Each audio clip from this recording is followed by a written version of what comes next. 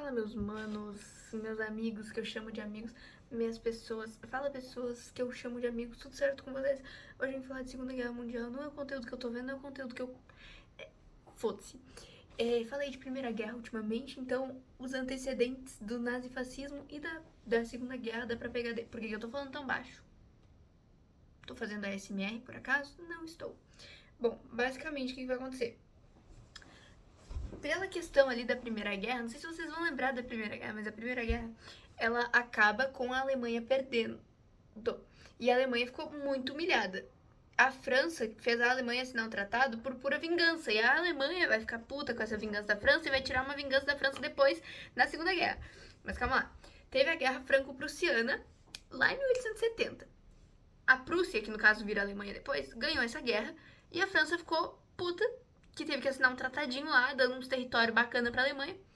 Aí, no fim da Primeira Guerra Mundial, que foi em 1914, assim, eu não sou boa em matemática, mas eu chuto que foi uns 40 anos depois.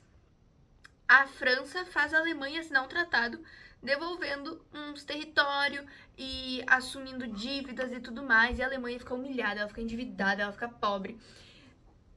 E aí a Alemanha começa a criar uma desconfiança do liberalismo econômico, da democracia. A Alemanha começa a odiar isso. E tem uma tendência rolando pela Europa, depois que tem a Revolução Russa, vai se instaurar o socialismo na Rússia.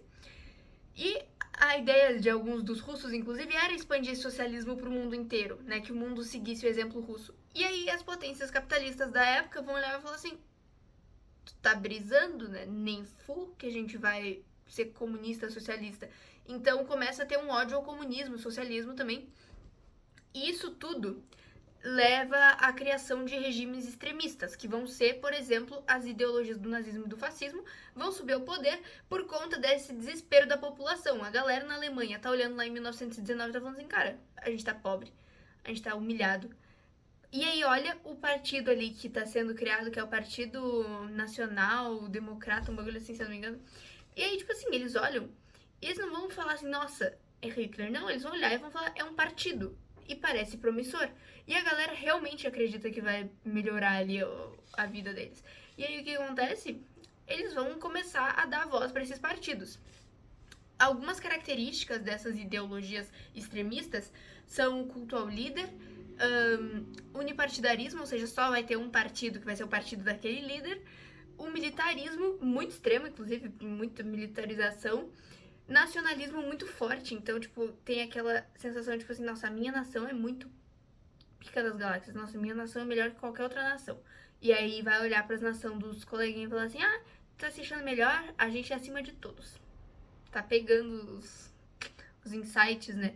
Tem vários lemas dessas ideologias extremistas que dá pra fazer uma conexão, infelizmente, com hoje em dia, né? Com umas coisas que se falam. E tem também um outro tópico dos nazistas, que eles acabavam também cultuando uma raça superior e ficar, nossa, cara, os arianos, não sei o quê. E aí daí nascem muitos ódios a minorias dentro do nazismo. Muitas minorias que vão ser perseguidas é justamente assim, a raça superior dos nazistas eram os arianos puros, que seriam aquele loirinho de olho azul, não sei o que, branco. E aí qualquer judeu, pessoas negras, pessoas LGBT, tipo assim, que fossem levemente fora desse padrão, os nazistas já tinham uma forte perseguição, né, em cima. Então era pesado. Aí, basicamente, então, dividindo. Fascismo é essa ideologia forçada e o nazismo é o fascismo da Alemanha, basicamente. Tipo, com específico. Não sei se dá pra entender, é mais ou menos isso. E aí, então, dentro da Itália, como é que vai funcionar isso? Basicamente, depois da Primeira Guerra, a Itália, ela tava do lado dos vencedores, só que ela trocou de lado em 1915. A guerra começou em 1914, um ano depois do início da guerra, a Itália olhou e falou assim, cara, o lado que eu tô vai perder, vou trocar de lado. E realmente, o lado que ela foi, ganhou. Só que por ela ter entrado depois do início da guerra, ela foi tratada como uma traidora pros antigos coleguinhas dela. E como, tipo, tá, tu chegou do nada aí, então, tipo, a vitória da Itália não é uma vitória 100%, sabe? Então, o que meu Deus do céu, eu tô com dificuldade de falar hoje. O que a Itália vai ganhar da guerra não é um prêmio total. Então ela fica meio destruidinha também, porque ela tem que lutar, ela perde muita coisa e ganha pouco. E aí a inflação também começa a bater forte ali, porque naquela época no mundo, 1929, tem a quebra da Bolsa nos Estados Unidos, tem a Grande Depressão, enfim, isso aí vai afetar a economia do mundo inteiro. E aí, em 1929, vai ser formado um partido fascista. Então, no caso, eu não tô seguindo a ordem tão cronológica, calma, deixa eu seguir. 1922, o que acontece? Vai acontecer a Marcha sobre Roma. Que é basicamente esse movimento, então, que várias pessoas que estão com essa ideologia fascista vão fazer uma marcha para mostrar, a gente tá pronto para tomar o poder. E aí, o Mussolini, que era um dos líderes aí, enfim, ele começa a ganhar mais poder a partir daí, tanto por ter liderado isso, mas também o monarca da época, é monarca? Nem sei se era monarca, o líder da época da Itália, ele olha e fala assim, ele era meio frouxo, assim, aí ele olha e fala, putz, essa galera aí vai me causar um problema, então vamos dar poder pra essa galera. E aí ele dá, né, poder pra essa galera, e aí em 1924 acontecem eleições. Gente, será que eu anotei essas datas certas? Tá muito estranho isso aqui. Ah, tá. Agora me fez sentido aqui o que eu anotei, tá? É porque eu fiz uma anotação que eu não entendi, mas eu entendi agora. Em 1924 acontecem as eleições e o Mussolini ele ganha como Duce, não sei como é que se fala isso, mas ele vira um líder supremo da Itália praticamente.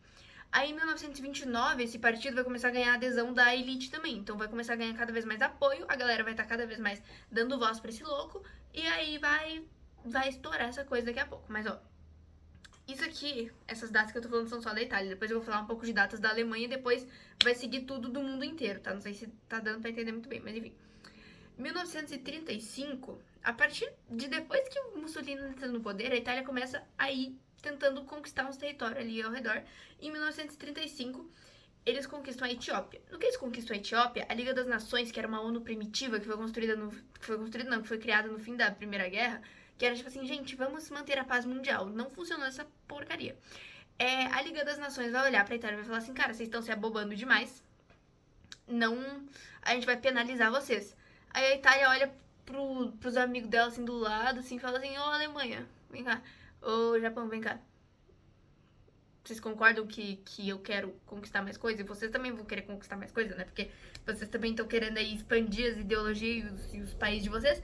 Aí eles vão formar esse eixo, essa aliança, digamos assim, né? Eles são o eixo Roma-Berlim-Tóquio, ou Roberto, né? Roma-Berlim-Tóquio. O eixo Roberto, que é assim que eu vou chamar o eixo Roberto.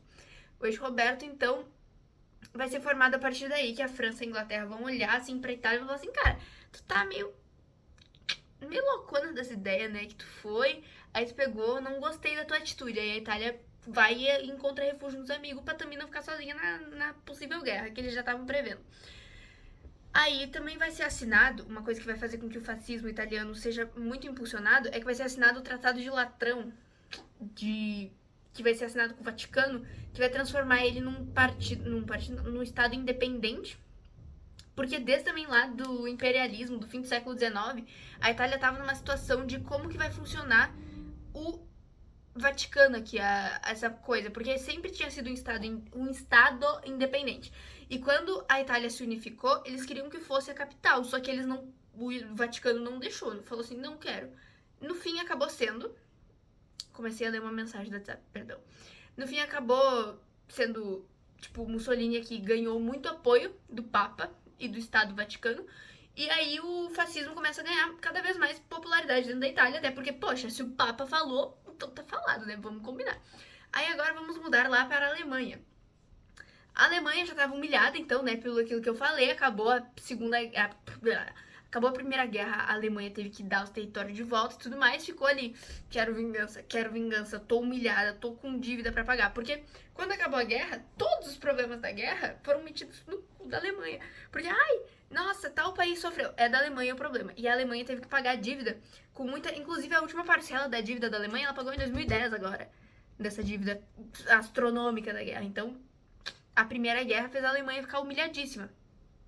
Aí em 1919 é criado esse partido, então, que a galera vai olhar e falar assim, cara, é um partido social-democrata, show de bola, vamos votar, essa galera parece boa. 1923 tem uma tentativa de golpe de Estado, que é o Putsch, não sei falar isso aqui, de Munique, que inclusive o Hitler tava nesse golpe de Estado. ele vai ser preso aqui, ele vai escrever aquele livrinho, ai, que comoção, nossa, minha luta. Enfim, esse aqui é o início dessa loucura toda. Aí em 1929, com a Grande Depressão e a crise monetária, enfim, o nazismo vai se expandir, porque nazismo, essa palavra vem por causa do nome do partido em alemão, tipo, quando tu fala nacional, nazi... Ah, não sei, gente, eu li um bagulho assim, não sei falar também, mas enfim. Basicamente, então, o partido começa a se expandir com essa crise econômica, e aí, em 1933, o Hitler vai ser colocado como primeiro-ministro da Alemanha, porque ele fazia parte desse partido, então que tava tão uou, não sei o que, famosão. E aí, mais ou menos, acho que é no mesmo ano, ou no ano seguinte, enfim, vai ter um incêndio no parlamento. E aí o Hitler vai olhar e falar assim, nossa, cara, um incêndio, foi os comunistas. E isso também, isso reforça aquela questão do ódio ao comunismo, que essa galera tava... Qualquer coisa eles botavam nos comunistas, era culpa dos comunistas tudo. Então botaram a culpa dos comunistas pelo incêndio no parlamento alemão. E no próximo ano, então, 1934, né, o ex-presidente da Alemanha, no caso, o presidente da época, morreu. No que ele morreu, Hitler olhou e falou assim, será que precisa de eleição? Não precisa, sou líder agora, sou presidente, um beijo pra vocês. E o Hitler vira o líder absoluto da Alemanha também, da Alemanha também. E ele instaura o terceiro Reich, não é Reich, porque é alemão, né, Reich, não fala, é Reich, enfim.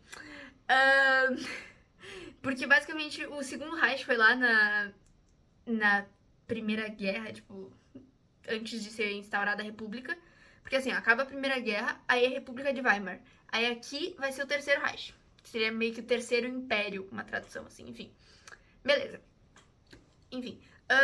Aí, a partir daí, o Hitler começa a se expandir igual louco. Ele começa a pegar um monte de território ao redor. A Itália também vai... o Japão pega a Manchúria, a Itália pega... Gente, eu não tenho que decorar essas coisas. Vocês é que tem, entendeu? Então, tipo assim... Mentira, talvez vocês não precisem também. Mas enfim, cadê? Etiópia. Eu falei da Etiópia, o que eu tô bloqueando aqui? Aí a Alemanha vai pegar Renânia, tá? Renânia. E vai anexar a Áustria-Hungria. Que Áustria-Hungria? Nem a Áustria-Hungria, mas é a Áustria, que eu tô com a Primeira Guerra na cabeça ainda. A Áustria, desde a Primeira Guerra, lá já tinha uns papos de unificação de todos os povos germânicos, e é o mesmo papo que eles vão usar pra anexar a Áustria aqui. Aí a Alemanha tá inflando, né, o território alemão, a hegemonia alemã na Europa. Os nazistas estão engolindo a Europa. Aí... Quê? Por que eu escrevi Tratado de Versalhes do nada aqui? Gente, eu acho que eu tenho alguma coisa... Eu faço umas conexões às vezes que eu não pego, inclusive, tá? Porque eu escrevi Tratado de Versalhes aqui, abaixo da Áustria anexada. Não sei. Enfim, 1939, a Alemanha vai assinar um tratado de não agressão com a União Soviética. Que basicamente eles vão olhar e falar assim, cara, não tenho nada contra tu, tu não tem nada contra eu.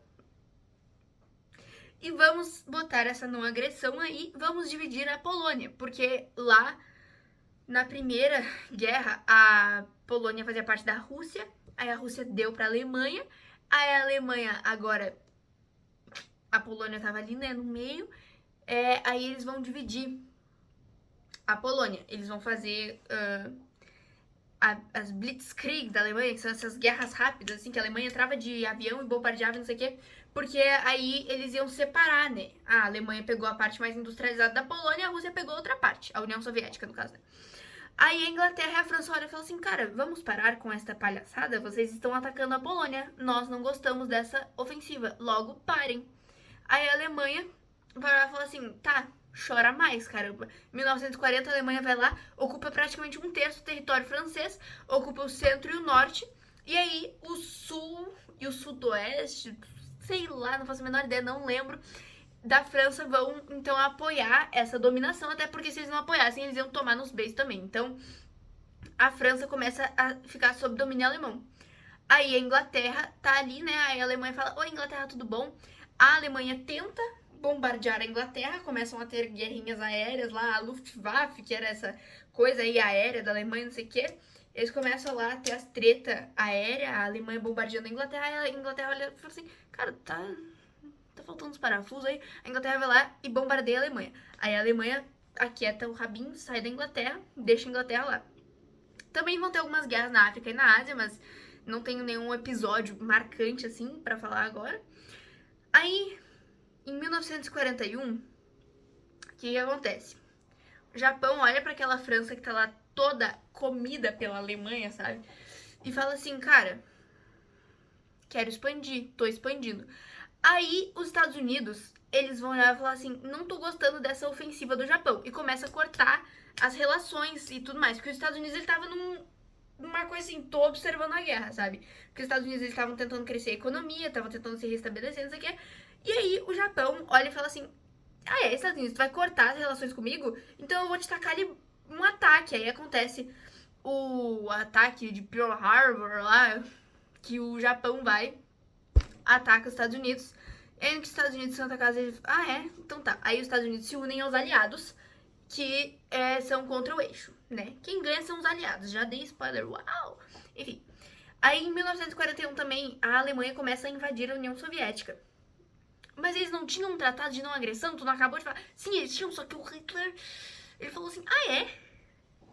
Tô querendo invadir um território, olha ali que legal. Começam a invadir a União Soviética, vão cercar Leningrado, vão atacar Stalingrado, vão atacar tudo quanto era canto que eles podiam. Aí o que acontece? Quando eles cercam Leningrado, a Alemanha começa a ter dificuldade de avançar. Eles avançaram pra caramba, comeram um monte de território da União Soviética, só que o orgulho deles foi maior do que a capacidade de lutar, eles não conseguiam mais avançar, tiveram que começar a dar umas recuadas. A União Soviética quase teve que perder alguns territórios, ela quase que teve que assinar um cessar-fogo, um armistício, enfim, sei lá o quê, porque não tava mais rolando aquela guerra, só que deu um inverno, em 1943, daqueles de tremer, assim, os alemães se ferraram, tiveram que se render, porque o inverno foi muito... O inverno... Tipo assim, claro, os alemães começaram a inventar resistência. Nossa, agora que eu vi uma foto aqui do Hitler se casando com Mussolini, que coisa fofa. Enfim, nossa, me desconcentrei. Ué? 1943, a Alemanha tem que se render porque já tinham se expandido o máximo que podiam para dentro do território soviético, não deu certo, começaram a ter que voltar, deu o inverno, consolidou a porra toda. 1944, então, seguindo essa ordem, já chegando pro fim da guerra, que a guerra acaba ali em 1945? Não, o que que é? É, né? De 39 a 45, se eu não tô muito louca. Enfim, em 44 acontece o dia D. What is dia D? Dia D é quando os aliados se organizam para adentrar os territórios franceses que estavam ainda sob controle dos alemães. E eles conseguem, eles fazem tem toda uma operação lá que eles fazem que eu não sei específico, porque um grande um foda-se, não preciso saber detalhes técnicos no momento, não tenho interesse. Mas enfim, eles invadem a Normandia, se não me engano, e começam a fazer lutas, bombardear e não sei o quê. Aí o resto de Luftwaffe ainda, que era essa coisa aérea da Alemanha, derrotadíssima. E aí Hitler tá olhando, falando assim, cara, perdemos, tá ligado? A gente já perdeu a batalha na Rússia, a gente perdeu um monte de exército, nosso bagulho aéreo aí tá perdendo, a gente agora, ó, os territórios que a gente tinha na França estão sendo reconquistados. Aí Hitler começa a voltar, se esconde em Berlim, fica lá quietinho no bunkerzinho em Berlim. Chega 1945, aí o Hitler fala assim, não vou me render. Pô, literalmente se suicida, se mata. No que Hitler morre, a Alemanha se rende, né? Aí tu pensa assim, pô, então acabou a guerra, né? Finalmente acabou Hitler. Não, porque Japão estava lá. Japão estava firme e forte. Não vou me render. Este era o Japão no momento. Aí, o que acontece? Estados Unidos olha e fala assim, ai, que fofinho, o Japão não quer se render, vamos tacar bomba. E aí os Estados Unidos, então, taca com o Projeto Manhattan, 2 bombonas no Japão, que, enfim, Hiroshima e Nagasaki, né, tá aí. Tudo bom, bom dia. Eu falei certo? Imagina se eu falo, tipo, a maior atrocidade que já foi ouvida no mundo. Eu preciso confirmar, né, gente? Porque vai que eu falo uma coisa, tipo, nada a ver.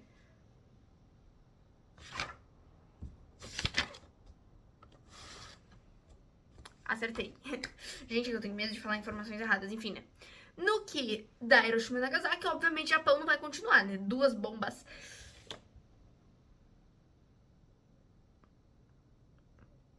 Calma. achar aqui o bagulho.